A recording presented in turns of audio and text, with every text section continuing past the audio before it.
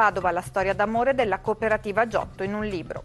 E fra le fragilità anche quella rappresentata dal carcere, avvincente come un romanzo, ma è storia. L'economista Vera Zamagni ripercorre quasi 40 anni di vita della cooperativa Giotto di Padova, storia d'amore che trasforma e riscatta. Seguiamo Luca Colombo e Paolo Colombatti.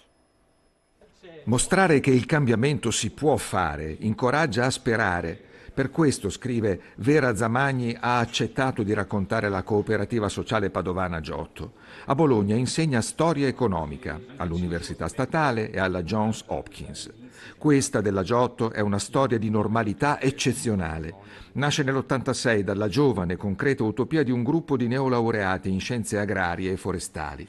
Partono dalla cura del verde, incrociano presto la cura delle persone, i rovi e i germogli della fragilità, della disabilità, del carcere. Il problema è che, essendo che di normalità ce n'è poca, quando la trovi ti sembra eccezionale, ma in realtà noi non abbiamo fatto niente di più e di meno di quello che è previsto dalla nostra Costituzione, dagli ordinamenti, dai regolamenti. Vi lavorano in 600, una novantina i detenuti al Due Palazzi coinvolti. La pasticceria a Giotto, il call center sono realtà radicate in città.